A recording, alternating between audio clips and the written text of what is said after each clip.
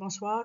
L'objectif de cette leçon, c'est l'analyse fréquentielle ou harmonique des systèmes canoniques de second ordre. Le plan de cette leçon est composé des différentes parties suivantes. Donc, on va commencer par présenter la fonction de transfert d'un système de second ordre. On va par la suite présenter le diagramme de Bode asymptotique, le diagramme de Bode réel et présenter l'apparition du phénomène de résonance pour ce type de système.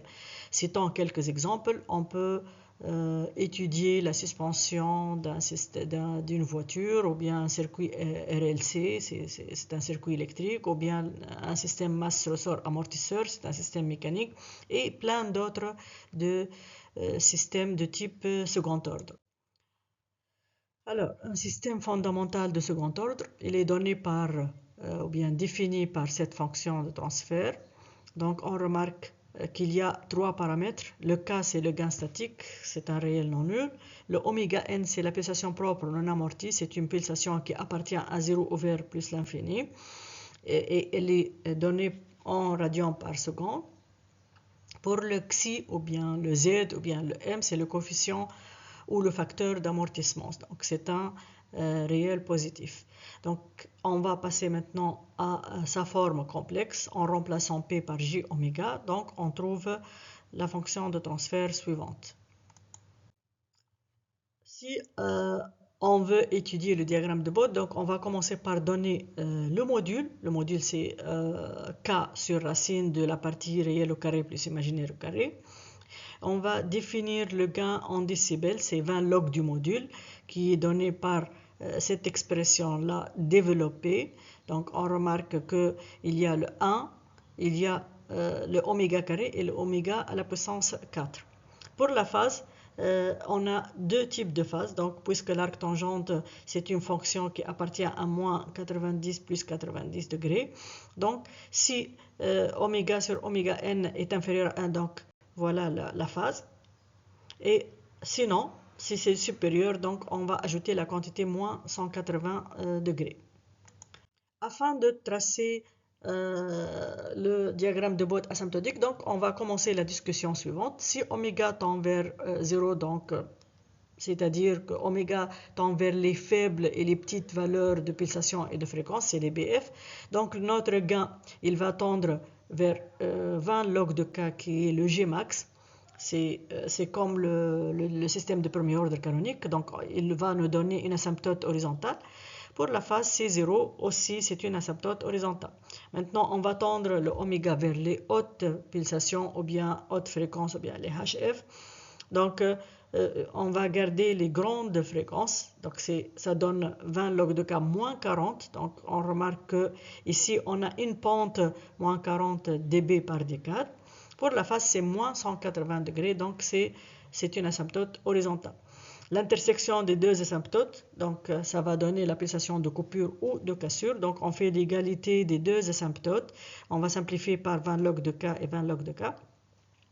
Donc dans ce cas-là, oméga C, ça devient égal oméga n, c'est-à-dire la pulsation de coupure ou de cassure de tous les systèmes de second ordre, c'est égal à leur pulsation propre non amortie oméga n. On va passer maintenant au traçage du diagramme asymptotique de Bode.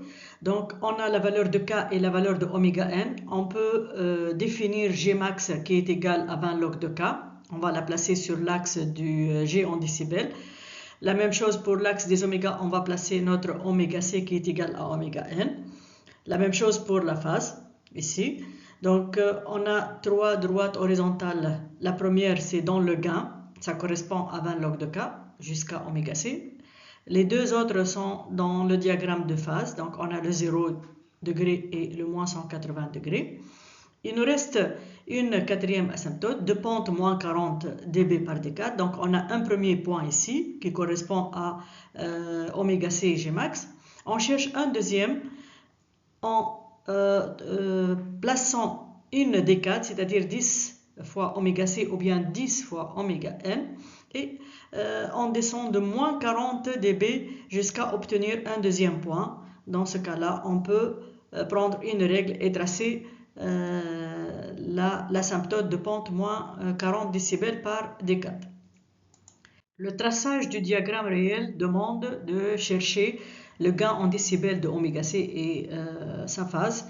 Donc, pour le gain, c'est égal à 20 log de K sur 2 fois le coefficient d'amortissement, Xi ou bien M, et la phase, c'est moins 90. Donc, on place ces points-là sur les diagrammes asymptotiques et on peut tracer le diagramme réel qui est très proche du diagramme asymptotique. Mais ici, on remarque qu'il y a deux types de diagrammes réels. L'un, il est inférieur au diagramme asymptotique. C'est le cas où on a le coefficient d'amortissement qui est supérieur à 0,7. On va voir c'est quoi ce 0,7 là. Et les autres sont les cas où le coefficient d'amortissement il est inférieur à 0,7. Donc ici, on remarque qu'il y a un extrémum ou bien un maximum qui est supérieur à Gmax ou bien à 20 log de K. Donc on dit qu'on a le phénomène de résonance. Le phénomène de résonance est défini par un maximum du gain de la fonction de transfert. Donc, c'est le minimum de son dénominateur. Voilà le dénominateur. On va le dériver par rapport à oméga et chercher une pulsation appelée pulsation de résonance lorsqu'on met la dérivée égale 0. Donc, cette pulsation n'est valable que pour tout coefficient d'amortissement inférieur à racine de 2 sur 2 ou bien 0,7. Donc, le gain correspondant à oméga R, la pulsation de résonance, c'est ce gain-là. Donc, à partir de ce gain-là, on peut chercher ce qu'on appelle le facteur de subtension, c'est cette distance, cet intervalle-là, qui est égal au module de H pour oméga R sur le module de H pour 0. Donc, on obtient cette expression-là. Le chemin de la réussite commence déjà par tout un petit pas. L'essentiel, on ne s'arrête pas, on ne lâche pas, on ne cède pas. Bon travail à vous tous.